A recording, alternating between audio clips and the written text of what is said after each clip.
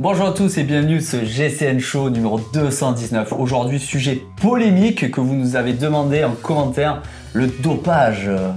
Et dans le temps, c'est avec une bonne bouteille de pinard qui faisait du vélo. Donc je suis allé en chercher une à la Thomas Gouda ce week-end. On a pris aussi un bain de boue. On va voir si ça améliore les performances la boue. Sûrement. Allez, on y va.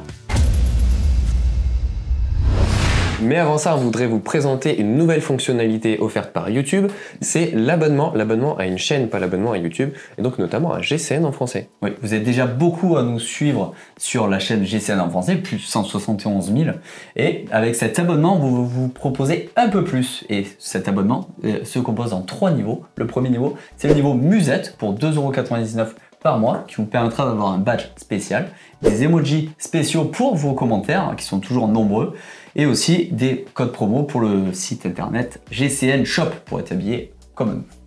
Deuxième niveau à 14,99 €, c'est l'abonnement casquette, tous les avantages du musette bien sûr, avec en plus l'accès à 50 documentaires issus de GCN+, en français évidemment.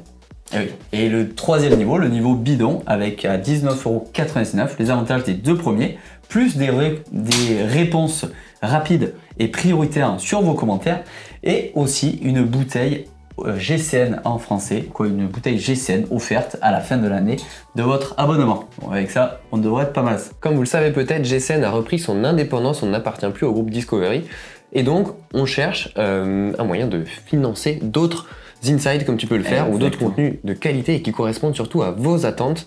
Et c'est une partie pour ça qu'on vous propose l'abonnement à notre chaîne YouTube. J'espère qu'on aura des insights aussi de toi tournant en rond sur tes pistes préférées. Et bah ça devrait venir, donc si ça vous intéresse, c'est le moment de se renseigner et de rester bien connecté à la chaîne GCN en français. Ceci étant dit, on vous remercie de votre intérêt et de votre soutien au quotidien, quelle que soit sa forme. Et on attaque pour le sujet du show, très touchy comme on dit, avec Tadej Pogačar. Triche-t-il? Le dopage, a-t-il un moteur dans son vélo? Voilà, c'est l'éternelle question, tout le monde se pose, il massacre tout le monde en course depuis le début de l'année. Et oui, vous êtes nombreux à réagir à chaque fois qu'on parle de Tadej Pogačar et parfois même à nous accuser, nous et surtout la presse en général, de complicité, ni plus ni moins. Mais de complicité de quoi? Parce que Tadej Pogačar, son seul crime finalement, c'est de gagner des courses et d'être meilleur que les autres. Sauf qu'il en faut bien qu'il soit meilleur. Une année exceptionnelle, il faut dire. Statistiquement, la meilleure de tous les temps devant les 4 ou 5 meilleures saisons d'Eddy Merckx lui-même. Donc voilà, ça se pose là. C'est impressionnant. Et parlons des grands champions, malheureusement Tadej, comme tous les cyclistes qui marchent, qui gagnent des courses, fait face à des suspicions, et ça date notamment des années 90-2000 avec l'affaire Festina en 98 qui a été un coup de projecteur sur la triche et sur notamment le dopage sanguin sur lequel on va revenir. Mais il ne faut pas oublier que ces histoires, Festina, Puerto, Aderlas plus tard, si c'est des gros scandales et que ça implique des gros noms, c'est aussi des histoires non pas de dopage mais d'antidopage, puisque c'est des cas qui ont été donc révélés. Et bien sûr, on ne peut pas parler de dopage sans parler de la lutte contre le dopage. Moi j'étais à Lance Armstrong, mais c'est sûr. Parce que même Lance Armstrong, qui non seulement était un tricheur, mais était surtout un gros mafieux, ni plus ni moins, puisqu'il soudoyait l'UCI, etc. Même lui est tombé. Donc ça, c'est... Ça fait partie de la bonne chose, finalement, du cyclisme. La lutte antidopage, on y vient. Donc on va faire, si vous le voulez bien, un point sur les méthodes connues à l'heure actuelle et connues par nous. Donc voilà. Ensuite, on reviendra légèrement sur Tadej et surtout sur ce qu'on peut faire et sur ce qui est fait, parce que finalement, on s'est rendu compte avec Max que tout le monde n'est pas au jus de ce qui se passe dans la lutte contre la fraude, qu'elle soit médicamenteuse, humaine et technologique. Mais déjà, avant de démarrer sur le cas de Tadej, on va parler un peu du climat qui entoure le cyclisme. Le cyclisme, avec les nombreuses histoires de dopage qui ont existé par le passé. En fait, ça fait partie des sports qui sont suspectés d'office de dopage. Voilà. Quelqu'un gagne, il est dopé, absolument. Même sans gagner d'ailleurs. Ouais, c'est ça, même sans gagner. Et en plus de ça, suivant de quel univers on vient, on est plus ou moins sensible à ça. Par exemple, toi qui étais coursier, clairement, tu as pas plus d'a priori, mais tu es plus connaisseur des histoires par le passé. En parlant de climat, effectivement, dans un climat entre compétiteurs, le dopage est toujours un petit peu présent, la suspicion, les blagues un peu limites. Dans le milieu de la compétition, très présent. Alors que moi qui suis quand même plus spectateur, plus cyclotouriste, clairement, quand je regarde une course, je me dis bon, ok, le dopage ça existait, peut-être qu'ils sont dopés, mais d'un autre côté, ils finissent avec 1 minute d'écart après 200 km et 5000 mètres de dénivelé. Bon, 1 minute, c'est même pas le temps de manger un sandwich, clairement. Non mais clairement, si le premier est dopé, Oui, les écarts sont les 20, infimes. les 20 premiers sont dopés. Donc du coup, ce côté Tu ne fais pas de bien à la différence de cause, toi. point de vue quand on regarde une course est quand même assez différente. Et parmi nos followers, c'est pareil, les deux types de personnes se croisent. Et c'est vrai que souvent en commentaire, on voit que le négatif. Tadej cristallise un peu les attentions avec ceux qui le défendent sans se poser de questions, ce qui n'est pas forcément une bonne chose parce qu'effectivement, il y a des performances qui sont, tu l'as dit, tout le monde est un peu serré et puis il y a Tadej au-dessus. Donc effectivement, il y a des questions qui se posent et ça, c'est normal. Donc le défendre aveuglément sans se poser de questions, c'est pas forcément la bonne solution. Par contre, l'accuser sans réfléchir, on a quand même des fois des gens qui accusent Tadej en disant « je connais quelqu'un qui m'a dit que… » Il avait roulé avec quelqu'un qui a roulé avec Tadej et quand il était à côté de lui, il entendait un bruit bizarre dans son vélo. Sous-entendu, Tadej a une 125 au lieu d'un vélo. Je sais pas si ça suffirait une 125 d'ailleurs. Ah, mais c'est le beau-frère de ton cousin qui a dit ça. Ouais, franchement, sur ce genre de choses, on peut pas baser quoi que ce soit là-dessus, c'est purement des spéculations. Tadej, son problème, c'est que quand il était jeune, il était en junior fort, mais sans plus. Il n'a pas écrasé les juniors à l'image d'un Remco par exemple. Remco, il a des performances exceptionnelles, mais depuis toujours, et on n'est pas en train de se dire le mec qui s'allumait la gueule en cadet. On est en train de se dire, il a une progression, il a toujours été fort, c'est une exception. Voilà. Bah ouais, mais voilà, des juniors, il a gagné avec, il gagne un championnat d'Europe avec 10 minutes d'avance, quelque chose comme ça. Un championnat du monde en étant tombé, en ayant crevé, enfin voilà, bref. Mais du coup, depuis tout petit, il gagne et on est habitué à ça, Remco gagne et puis c'est tout. Tadej, il a mis du temps, alors du temps c'est relatif, mais il a attendu d'être espoir pour vraiment écraser, par contre il écrase. Sur cette saison, il faut pas oublier que lui, il arrive à son prime. Les autres ont eu un problème de chute et il est vrai que l'adversité n'a pas toujours été à 100% en face de lui, c'est un fait. La moitié des top coureurs de l'année, en fait, sont tombés sur la fameuse chute du Tour du Pays Basque. Donc clairement, quand on regarde sa Vuelta, il y avait quand même moins de concurrence dans le Giro, pardon. Ouais. Giro, la Vuelta, il a pas faite, mais j'aurais aimé qu'il la fasse. Bref. Non, là, ça aurait été vraiment trop. Mais clairement, le Giro, il le gagne, il y avait quand même moins de concurrence de très haut niveau. Et Tour de France, Vingegaard était revenu sur les routes quelques semaines avant. Remco, on sait que dans sa carrière, il n'est pas encore tout à fait prêt pour un Tour de France. Voilà, finalement, il a gagné une année où les autres étaient un peu en dedans aussi. C'était un peu l'année à faire ce qu'il a fait. Et sur la fin de saison, Pidcock, on y reviendra peut-être, controverse avec son équipe, n'était pas présent tout le temps. Van Aert s'est blessé, Van Der Poel a choisi ses courses avec précision et ça a marché. Mais du coup, il était moins souvent là et surtout, il y avait moins souvent tout le monde face à lui, comme on l'a évoqué la semaine dernière. Complètement. Du coup, voilà, nous, en tant que médias, vous nous reprochez souvent notre silence, mais on ne peut pas accuser sans aucune preuve. Parce que justement, c'est notre rôle de média de rester neutre et de rester factuel, sinon c'est tout simplement des fake news et c'est de la presse à scandale, ce qu'on n'est pas. Donc voilà, il n'y a rien de concret en contre Tadej Pogačar, si ce n'est peut-être son entourage qui malheureusement, on y reviendra dans les solutions, ne jouit pas d'un passé... Tu veux parler des dirigeants de son équipe ? De son équipe, tout simplement, qui malheureusement, effectivement, par le passé, a été impliqué dans les affaires qu'on a citées. Et voilà, c'est le seul fait qu'on a contre Tadej, alors pas des moindres, je vous l'accorde, mais voilà, en termes de... Non, et puis sachant que si quelqu'un avait des preuves quelque part, et que effectivement il était dopé, il serait contrôlé par l'UCI parce que ces preuves seraient sorties. Évidemment. Venons au contrôle.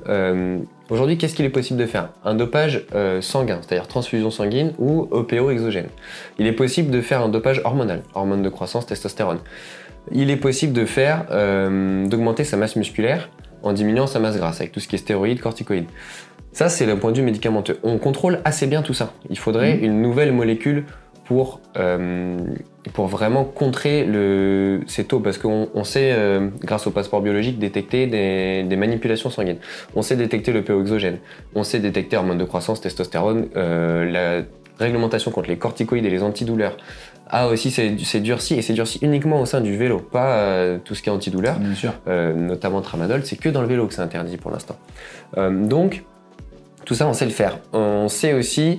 ensuite, il y a le dopage mécanique. La grande question, ça reste ça, le dopage mécanique. Pour rester sur le dopage physiologique, quand on parle de taux de VO2 max qui explose les plafonds, celui de Tadej Pogačar, est-ce que tu as un avis là-dessus ? Est-ce que effectivement, je pense le corps humain est limité à un certain palier, ou est-ce que certains athlètes arrivent à se dépasser ? Tu anticipes un petit peu sur, à mon avis, les solutions. Parce que la vraie question, c'est est-ce qu'il y a une limite physiologique ? Est-ce qu'on l'a atteinte et est-ce qu'on la connaît ? Par exemple, à un moment donné dans l'histoire, on pensait que le corps humain ne pouvait pas dépasser 70 km/h. fait est qu'on peut, quoi. Mais on pensait à un moment donné qu'il allait se désintégrer. Alors est-ce qu'on a atteint et dépassé la limite physiologique de l'être humain, ou est-ce qu'en fait on n'a pas conscience de cette limite qui va encore finalement continuer à progresser? En sachant que par exemple, prendre des valeurs brutes sur une montée, une journée, qui sont pas les vraies valeurs de Tadej, etc., c'est compliqué. Par exemple, moi j'ai déjà été flashé à 82 de VO2 max, ce qui est beaucoup.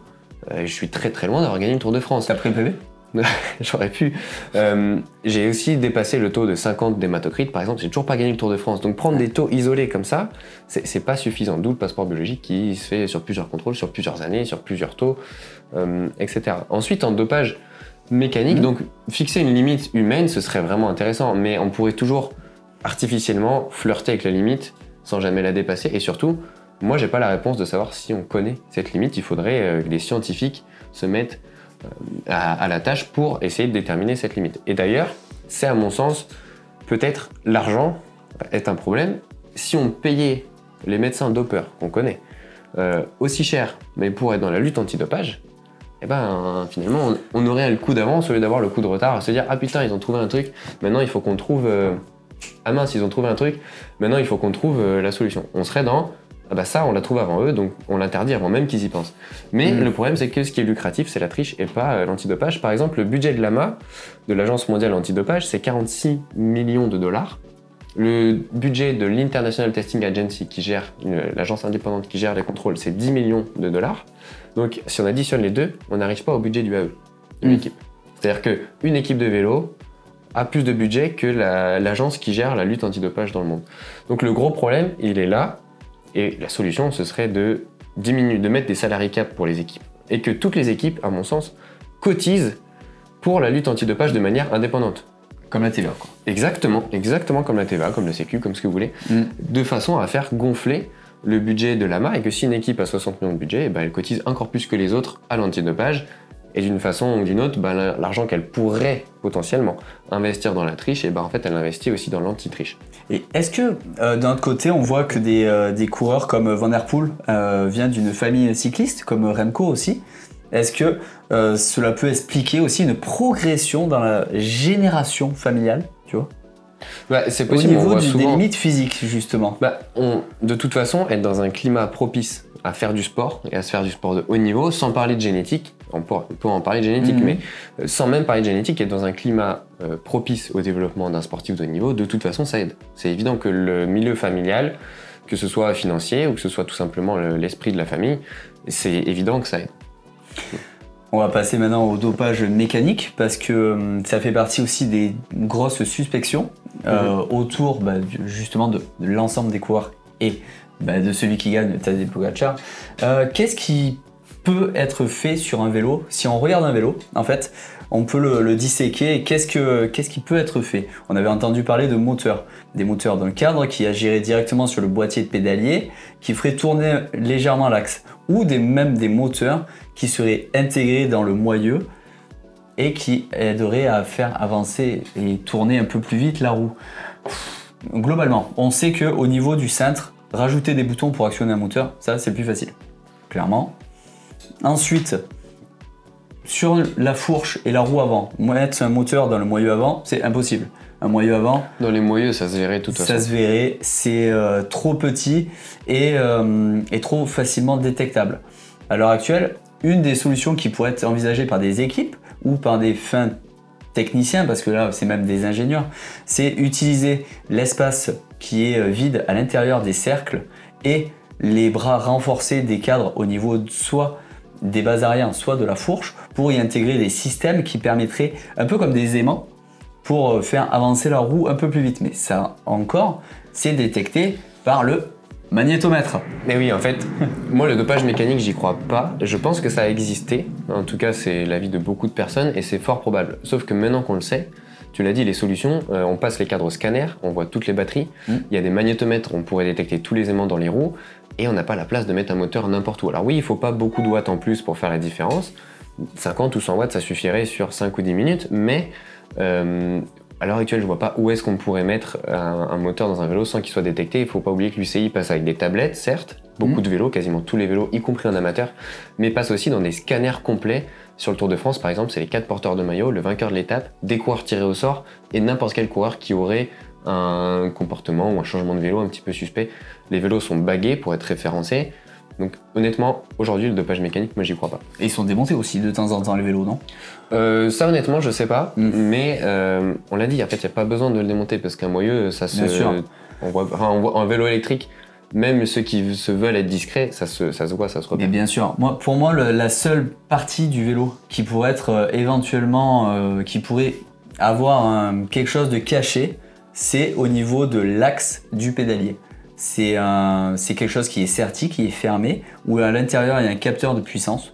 C'est un peu la seule pièce du vélo où on pourrait suspecter qu'il y ait quelque chose, mais honnêtement... Ça se voit très bien au scanner, et oui, c'est la batterie en fait qui se voit, et une pile 2032 du capteur de puissance ne suffirait pas à faire avancer Tadej à la vitesse où il roule.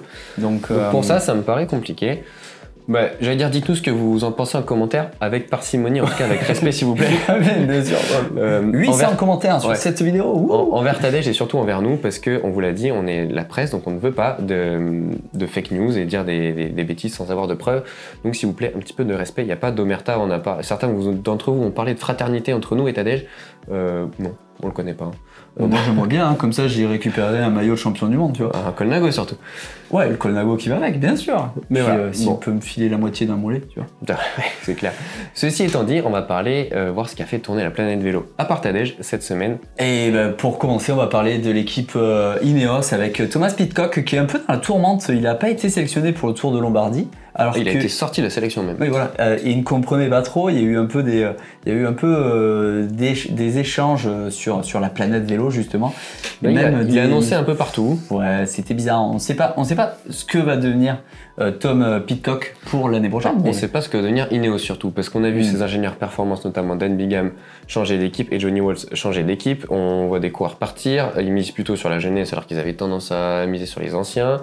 Tom Pidcock a été annoncé à Q36.5, visiblement ça ne se fera pas. Il a été annoncé toute petite équipe. Il a été annoncé à Red Bull Bora parce qu'il est athlète Bora en perso, mais finalement ça ne se fera pas. Athlète Red Bull, oui, parce que les cuisines, ça va, il est équipé. Et maintenant, il a annoncé à Tudor parce que Red Bull rachèterait Tudor, donc ils auraient une deuxième équipe de vélo, ce qui serait bizarre, d'autant qu'on n'a pas le droit de partager les sponsors. Donc ça... Et finalement, il serait annoncé à rester à Ineos. Ouais, bon, affaire à suivre. Dans les affaires à suivre aussi, on va voir cette année Wout van Aert revenir sur les super prestiges de cyclocross. Ça, c'est une très bonne nouvelle. On va pouvoir se régaler tous les dimanches dans le canapé. Et autre news, parlant de la boue, t'as fait ta première course de gravel. Et oui, j'en ai parlé à Thomas Bouda, et bon, il faut encore que je bosse la technique gravel, mais heureusement j'avais mon Canyon qui était quand même... il m'aidait au moins sur la route parce qu'il est vraiment plus vite que les autres. Dans la boue, bon, c'est moi qui l'aidais pas trop le Canyon. On m'a envoyé des photos de toi. Et autre nouvelle aussi, Guillaume Martin a sorti son deuxième livre. Troisième livre. J'en avais raté un. Ouais. Fantastique, c'est quand même bien d'avoir des coureurs qui ne sont pas que excellents en vélo. Non, puis c'est un mec super, et en plus ses livres sont plutôt accessibles. Voilà, c'est un bon cadeau qui change, mais qui a un rapport avec le vélo, qui a plus du tout de rapport avec le vélo. C'est Rigoberto Urán qui veut se mettre au foot. Oui, c'est ça, il a même changé sa photo de profil sur Instagram. Bon, ok, on sait qu'il est hyper populaire dans son pays. À voir, il a, je crois, presque 3 millions de followers sur son Instagram, c'est monstrueux. Mais voilà, qu'il fasse du foot. Mais s'il était trop vieux pour faire du vélo, pourquoi il fait du foot? C'est encore plus dur. C'est du loisir. Andy Schleck se met au crossfit, lui, il en avait besoin, parce que même si je l'adorais quand il était coureur, il était quand même bien maigre. Donc là, ça va lui faire bizarre, mais ça va peut-être un peu le dire. Donc voilà. Et surtout, une vraie info. Oui, voilà. Plus intéressante. L'équipe TDT Unibet, donc Tour de Tietema, donc c'est une équipe qui est un peu grandie sur Instagram et qui est maintenant une vraie équipe, une pro team, passe sous licence française. Oui. Elle était hollandaise ou belge jusqu'à maintenant. Et elle passe sous licence française avec l'objectif de participer au Tour de France. Elle recrute notamment encore plus de coureurs français. Une équipe qu'on aime bien suivre parce qu'elle est assez fun, les maillots sont jolis, les vélos sont splendides. Moi j'aime beaucoup son équipe et surtout leurs Cannondale qui ont des couleurs vraiment incroyables. Bon, par contre, tu m'as dit qu'au niveau des vélos de chrono, c'était pas les mêmes. C'était même pas des Cannondale. Non, ils sont en la pierre, mais structure encore quand même. Oui, mais qui se développent d'année en année et de manière intelligente et construite avec des objectifs à long terme et qui fait tout pour y arriver. Donc à suivre, à suivre. Mauvaise nouvelle par contre pour les autres pro-teams françaises, pour ce qui est des wildcards pour le Tour de France, ça va aussi augmenter la concurrence finalement. C'est ça. Et dans ton monde, le monde de la piste, est-ce qu'il s'est passé des choses un peu cette Et semaine? oui, il y avait le championnat du monde, ni plus ni moins, avec 2 médailles françaises, l'argent en américaine pour Marion Boras et Victor Berthaud, et le bronze pour Clément Petit sur la course scratch. On a vu également des records du monde tomber. Chloé Dygert a eu le record du monde de la poursuite individuelle femme, dernière fois sur ce format de 3 km en 3 minutes 15. Et surtout, Jonathan Milan, coureur de l'équipe Lidl Trek habituellement, en 3 minutes 59 et 153 millièmes pour la poursuite individuelle homme de 4 km, donc 3 minutes 59 pour faire 4 km, plus de 60 de moyenne, départ arrêté. C'est tout simplement monstrueux et ils deviennent 4 à être passés sous les 4 minutes. Donc c'est absolument monstrueux, donc il fallait qu'on en parle. Voilà, si on veut le battre, celui-là, repasse-moi ta bouteille de rouge, hein, il faut que je me drogue. Là, il va falloir, Je vais me doper, c'est le seul moyen. Même avec ça, il va falloir t'employer. Voilà, bon, bah, c'est tout pour ce GCN Show numéro 219, j'espère que ça vous a plu. Et nous, on se retrouve très vite pour de prochaines vidéos sur GCN en français. Ciao, ciao. Ciao, ciao.